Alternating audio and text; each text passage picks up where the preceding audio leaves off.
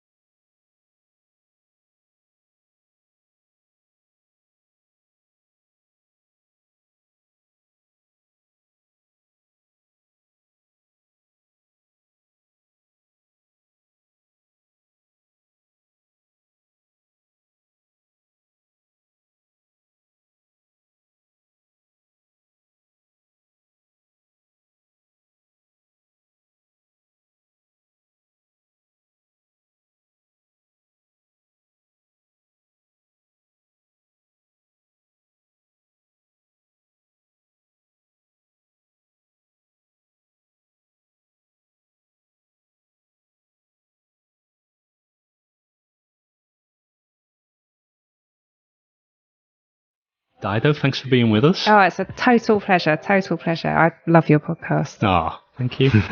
We didn't make her say that. Yeah, they got me tied up. So the new album's Still On My Mind is out in March. Yes. We feel very lucky, don't we? We get these advance One of the copies. perks, I isn't it? don't even have one of those. Really?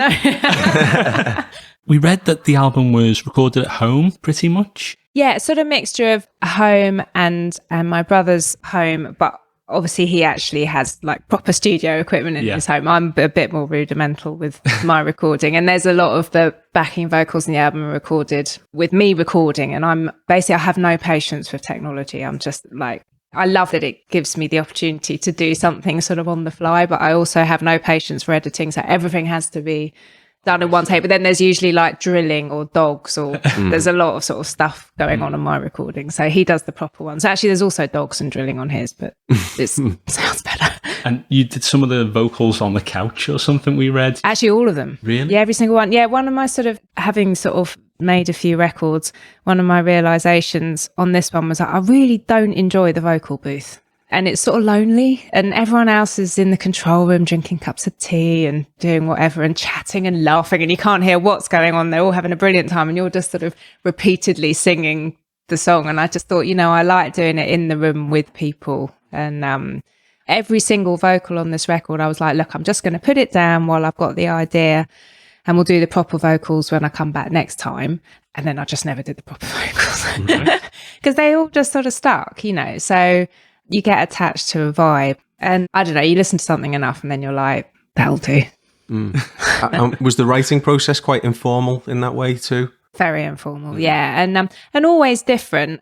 I mean, part of making music with my brother is the sort of hanging out. I don't know how much concentrated time we spend in the studio. A lot of it is the chat and the long walk by the sea. And, like when all the ideas come actually is when you're just getting on with your life with someone who's inspiring and creative. And then music sort of becomes a byproduct of that. And we both also just love being outside. And so then we'll get the song down, get the ideas down. And we're both pretty instinctive people as well. It's like the first idea often does have the sort of truth in it. Like I'll spend a lot of time sort of working on lyrics once an initial idea has come, and they come the slowest for me. But as far as vocals and as far as melodies and as far as an idea, I think sort of going with that first instinct has always worked for me. And I have a certain pattern as well when I'm singing, where the first one will sort of be really good and have some character. And then I'll sort of do it a few more times that you can actually hear the sort of mountain being climbed. And then there's a point where it's really obvious now to me and my brother when I'm coming down the other side of the mountain sort of quite rapidly, and they're not, they're not the good ones.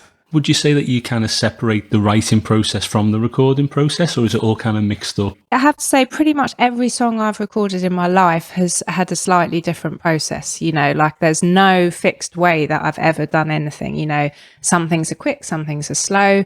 Some have literally been in my back pocket for 10, 15 years. And for instance, on this record, there's this song called Have to Stay.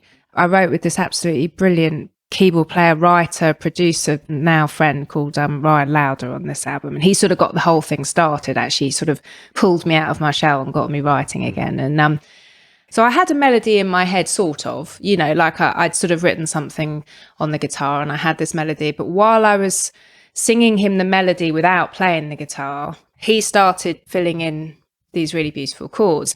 And that's actually what's on the record, is him working it out while I'm singing the song to him. Wow. You can hear, because he sits on the first chord for like 2 verses. He's obviously just listening and thinking, where shall I go? But it actually sounds really beautiful because it's just one chord. Yeah. And then he starts changing it and moving it with what I'm singing. So you can get moments like that, which are literally the first idea and you've just kept it. And I always make sure we record the first idea of anything. Mm.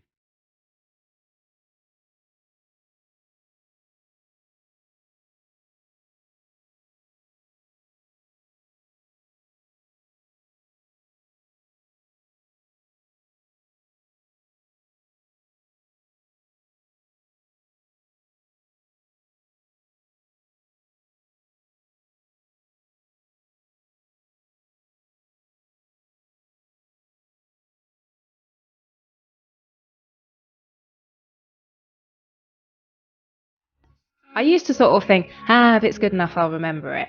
But I don't really remember anything. So it's like, that's not really the case. And then there's other songs.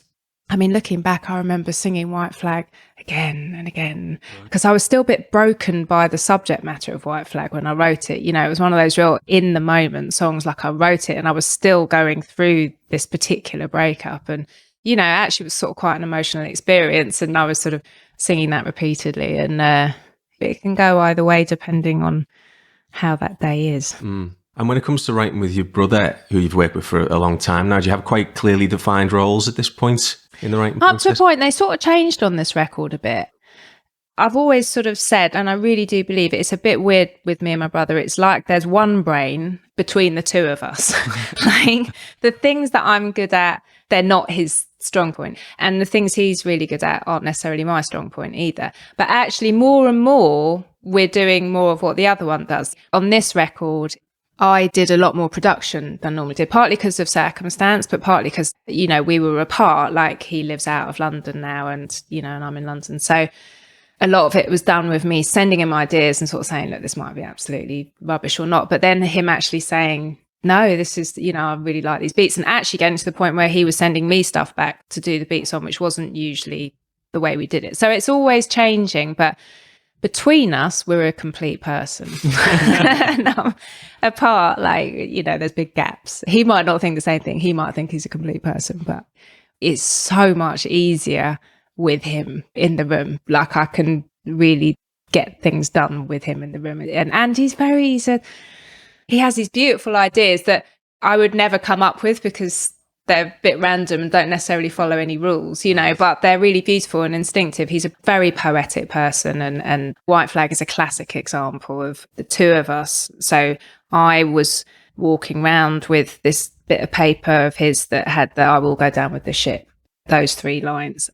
And I just loved them. It was almost like I couldn't sort of do justice with the verses, but then the verses are sort of pure me. It's less poetic and more factual and sort of little images and stuff, whereas he's like the big grand poetry. And, you know, Thank You's a real me song. It's all cups of tea and, you know, sort of like windows and buses and this, that and the other. And then he's got a great sort of poetic brain, a great writer. And he's an amazing person to be around. You know, he's one of the, I remember seeing him walking down the street one day when he wouldn't have known that I was watching, and he was just smiling. You know, he's one of those people who's just always smiling. He's just ridiculously opinionated, but in a really lovely way. Do you know what I mean? And really a brilliant person to work with. And he's one of those people that I think for an artist, you're always looking for a producer or a collaborator, or, you know, it works both ways, but they can bring out the best in you and vice versa. You know, that's why I like writing with people, is that you learn something every time. You know, there's never been a session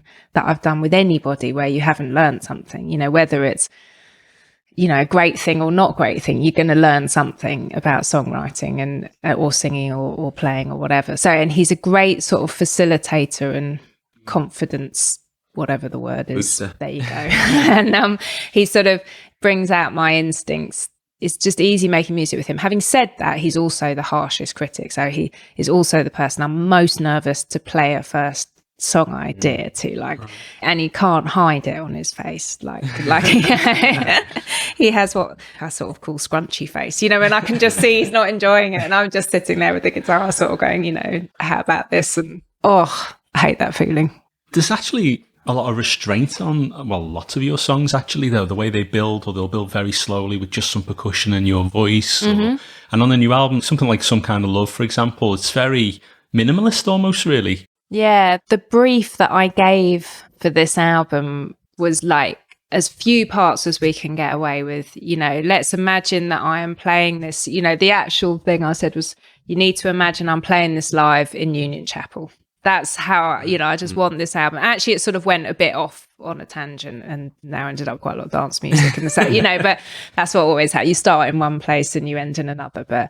But yeah, I just wanted to keep it simple, let the sort of songs speak for themselves, but also reference the music I love, which is sort of, you know, I love folk music, but I also love dance music and hip hop and dub. And, you know, so I wanted to use the sound. So on a song like Some Kind of Love, which ostensibly is a, you know, just guitar, vocal sort of story song, there's still a bit of the dance sounds creep in towards the end, if you've listened past the 4.5 minute mark. I like the way it builds, actually. Yeah, and I love that. And that's like a classic example of what we wanted to do, is sort of the dance sounds without necessarily the dance beats. But, you know, when me and my brother get in the room, we're going to make dance music like at some point, because that's sort of where we come from. Yeah.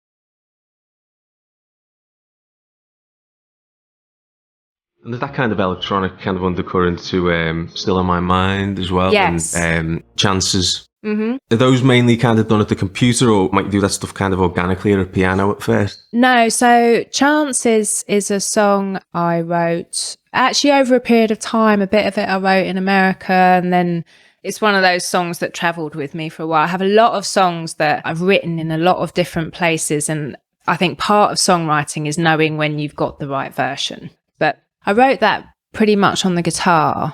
I recorded it sort of pretty simply. And then Blissy, Sister Bliss, who did loads of the keyboards on the record, then put the fantastic riff in, whipped my chords out, and put this beautiful slow dance riff, which I love, you know, and then it sort of elevated it into something else. And then there's lots of backing vocals on it that have lots of dogs barking and drilling, but we kept them. Do you still play drums from time to time? You know what? I don't get a look in. My son plays the drums and he's really good. So I've like, you know, he just laughs now when I play drums. I essentially play one beat really well.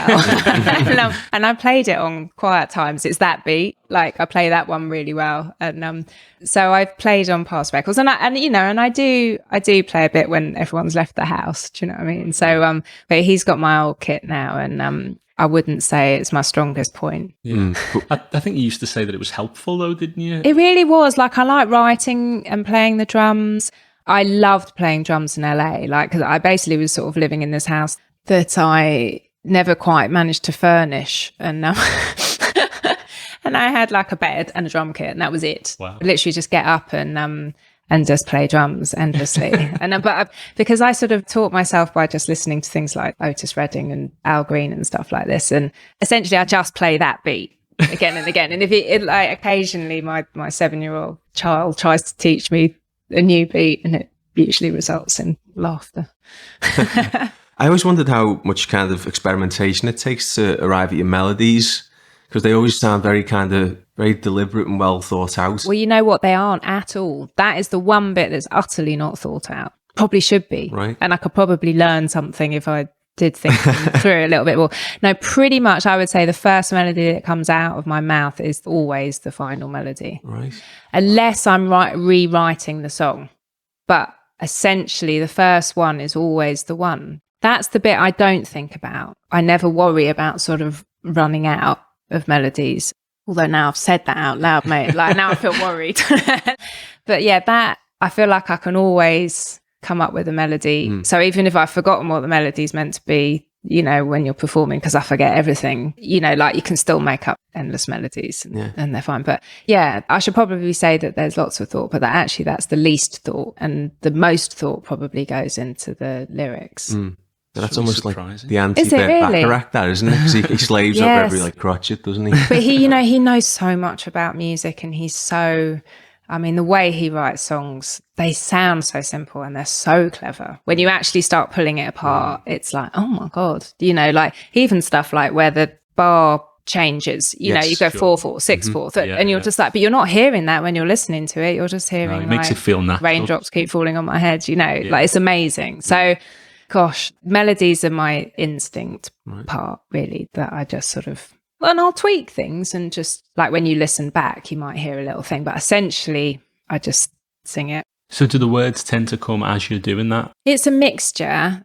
So occasionally I manage to sort of plunder Rollo's notebooks and take his words. And so a song like Some Kind of Love, that is a lyric of his that I took from him and was just like, can I just try doing something with this? And then I sat down with the guitar and just sung the song. You just set the words to music? Yes. Like that's a sort of one particular thing. Then you have things where there's bits of his, I might take like a few lines like White Flag and then build a whole thing around it. And then while I'm in the self-conscious bit of what I'm singing, there's a lot of yes, yes, yes, yes. So I'll sing the melody and then, and actually I remember this one time I worked with William Orbit, it was just absolutely lovely. And I went to his studio and I sung this song, and there was, it actually is what Síguenos do, but they do it and they keep it on the record. But I do that first. So I'll sort of close my eyes and sing random words and sort of yes, yes, yes, yes. Anyway, and then I went to Williams, and then I think I had to leave the country or whatever. Next thing I know, he emails me saying, really love that piece we did, and we're performing it with a 50-piece choir at the Royal Festival. I was like, but it's got no words. And they'd all learned the yes, yes. Wow. And similar to the A.R. Rahman track I did, If I Rise. Yeah, that then Florence then performed the yes, yes, yes brilliantly at the Oscars, which was like amazing. And so often my songs start that way.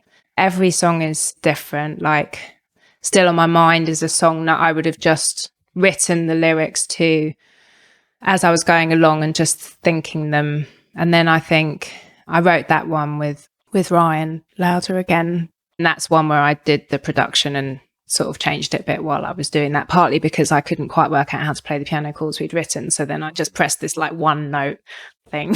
I mean, a lot of things happen just because of my inability to do certain things, but that's just the magic of music. Yeah. It's a circumstance, isn't it? It really is. Like so many things happen that way. Like Mad Love on the album, a song I wrote on the guitar, and then found that I was trying to record the guitar, and because I don't like editing and I couldn't get it all in one take because it was quite fast, I literally thought, I can't be bothered to put it on guitar. I'll just try something else. And then that's when the whole production came with the riff and everything. There's no guitar in it left, purely because I couldn't quite play it and there was no one there to do it. So to me, that's the beauty of music and songwriting, is you just sort of, you learn something. I don't overthink anything. And a lot of it is just because of practicalities or circumstance or where you happen to be, or, and ideas are like that as well. There's an element of just sitting down with a guitar or at the piano and writing. Ideas don't just spring all day, every day. There has to be a sort of thing of, I'm going to go and write. And even if it's rubbish, you just get it out and put it down, almost to get your brain working. But then there are those things that just suddenly strike you, and whole lyrics will come just because you're walking along, a certain place.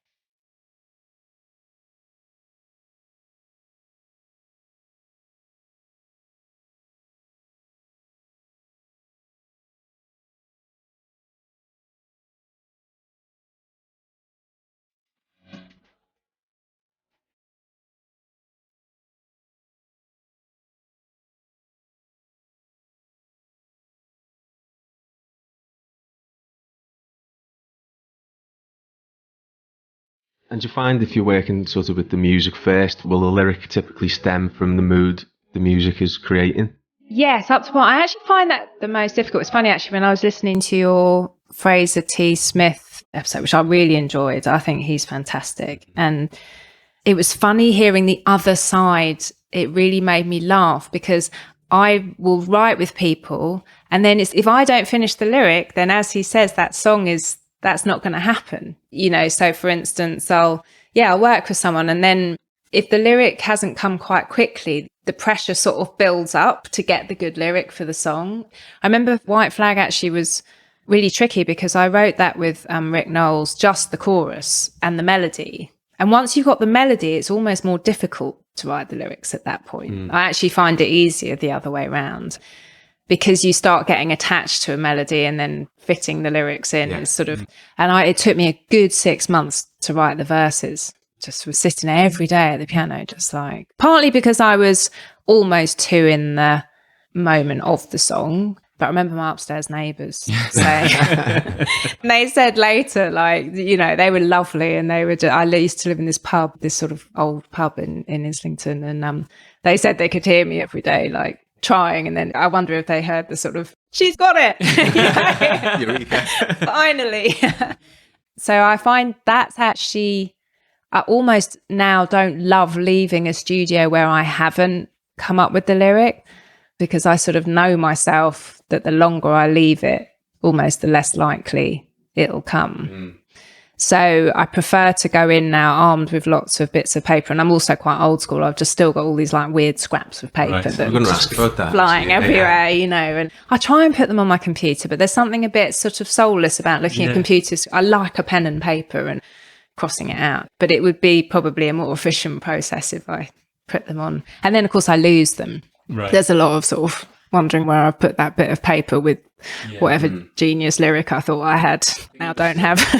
Elvis Costello said that he'd rewritten lyrics but then got rid of the old version accidentally because he's on the computer. Exactly.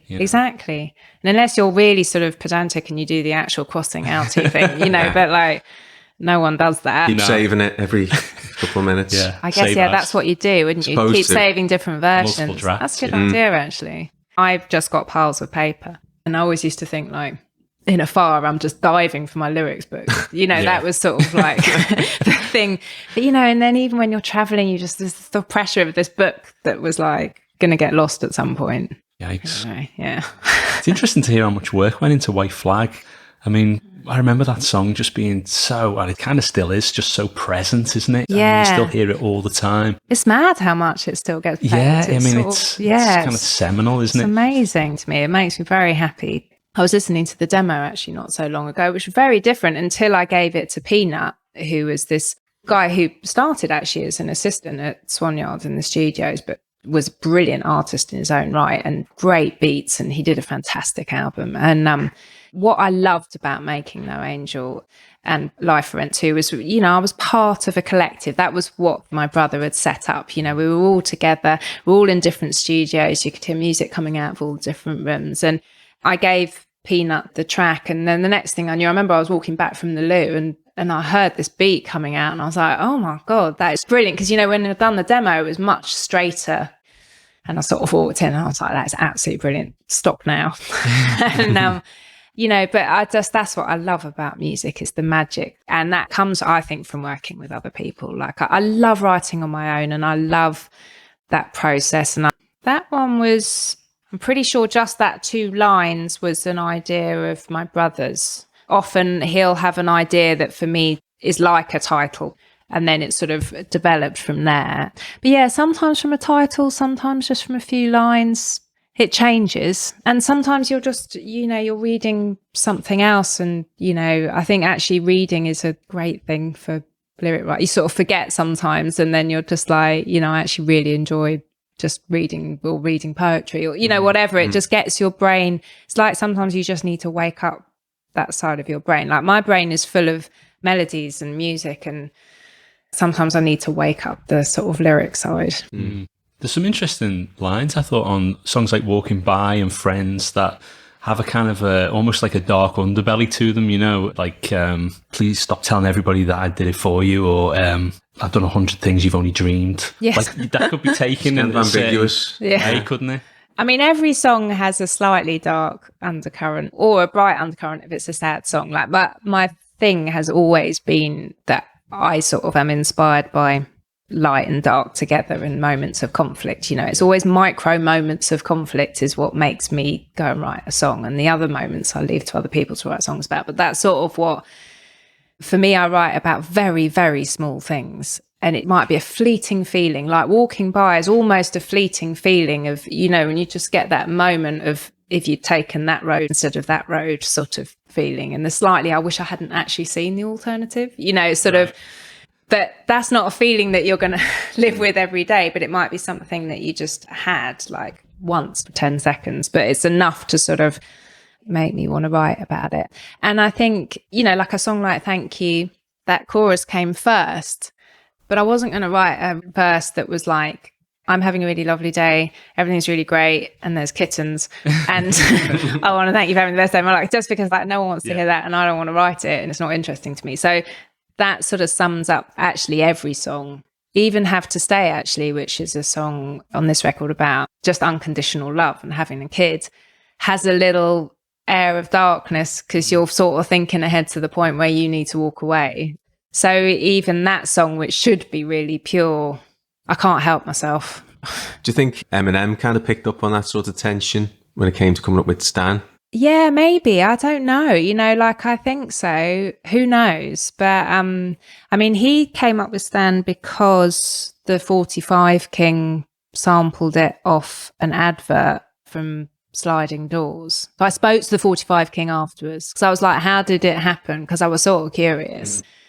And I think he was watching TV and this advert just kept coming on for Sliding Doors. And it was just that whole magic thing again. Sliding Doors wouldn't have happened if someone hadn't given my demo tape to someone else who gave my demo tape to someone else, you know.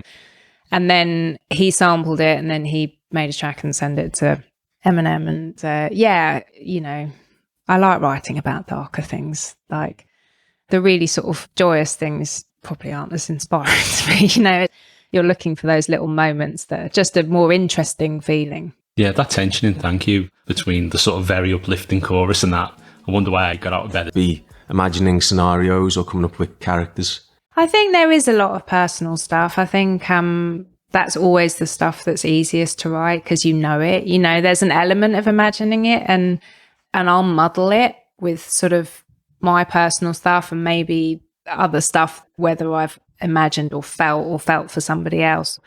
But I do definitely write pretty personal songs. That's sort of, you know, it's what I know. Yeah.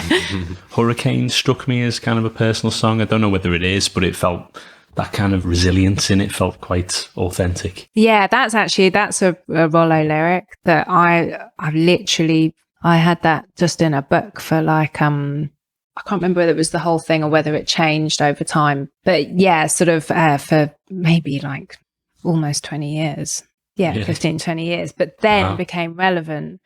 I got it. It was like, okay, to me, that's what marriage is, you know, being together and in the face of sort of uncontrollable, crazy forces. When we're prepping for interviews, we typically put playlists together and we were reminded of I'm Not a Girl, Not Yet a Woman. That was a top 10 hit, though, wasn't it? Was it? UK, It was a number one. Was it? I know it was top 10 in the UK. I'm not Paul Gambaccini. Pickers. But no, that was with Max Martin. You collaborated. Yes, I actually never met Max. He just called once and I was in a hotel somewhere or other and he was like, can you help us with this song for Britney? And I was like, sure. I think they sent me what they had already and I think I maybe just like filled in some gaps. And to be honest, it was quite a sort of random thing, but always a pleasure to work. I think he's written some amazing pop songs, you know, and lovely guy. And so I was just like happy to. And then I met Britney afterwards and she was just lovely, properly lovely. Yeah, real sweetheart. He's a bit of a figure of mystery, isn't he, Max Martin? No, he just do a lot of interviews or... Yeah.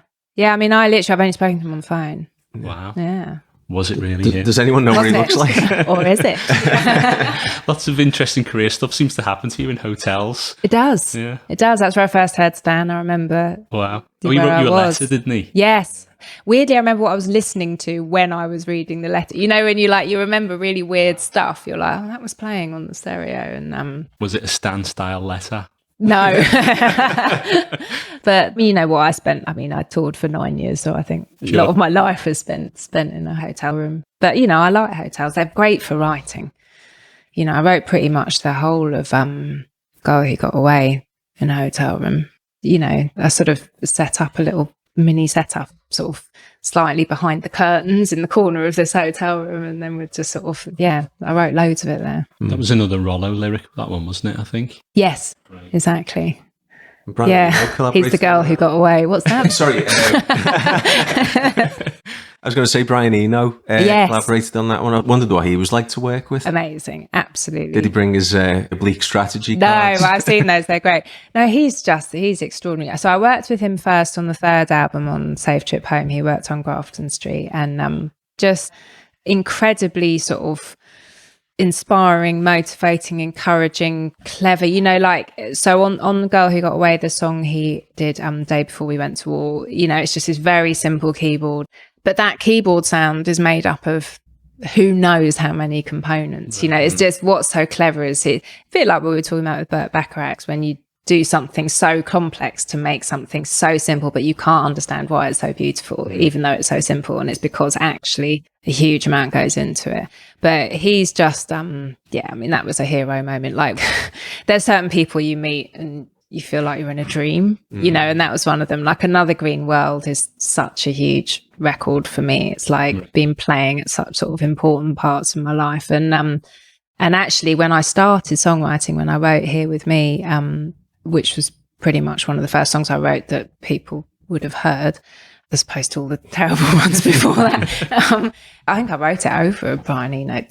I would just use his songs to just, you just find yourself singing over them, and like that's how I'd sort of get my ideas. And so then to be in the room with him was just something else. Yeah. I think he has even more middle names than you as well, Does doesn't he? he? I think didn't know that. His full name. No one ridiculous. could. It's like St. John Baptist Eno. It's like a roll call of the apostles or something.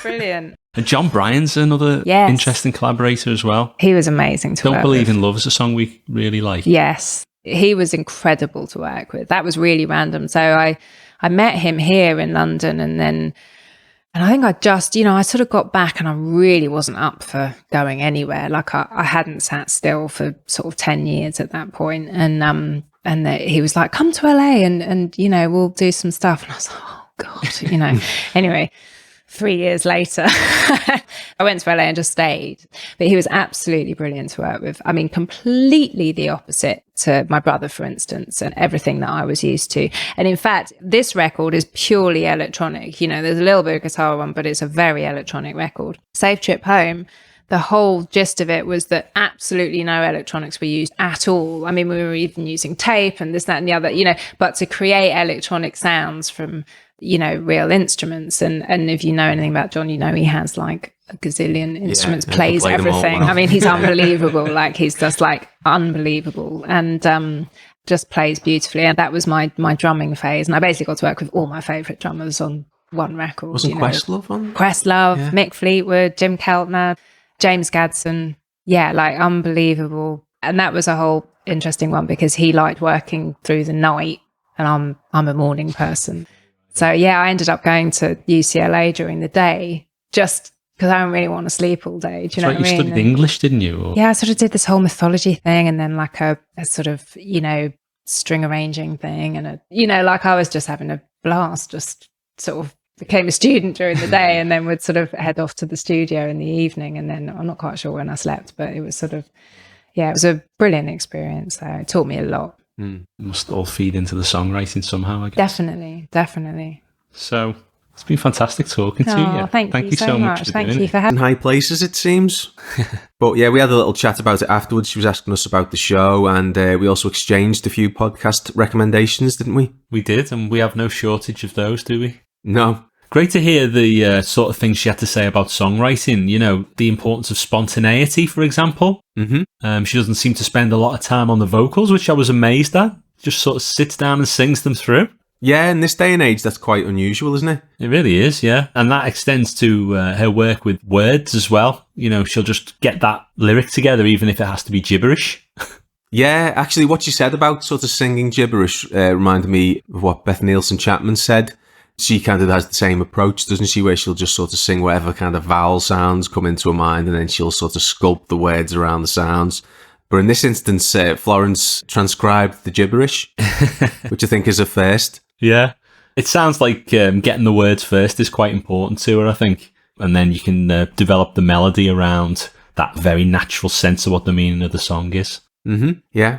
So many thanks to Dido. Thanks also to Ash. Still On My Mind is out now and available pretty much anywhere you purchase music, so go out and grab a copy and catch Dido on tour if you can. We'll be back soon, and in the meantime, be excellent to each other. Take care. Bye-bye.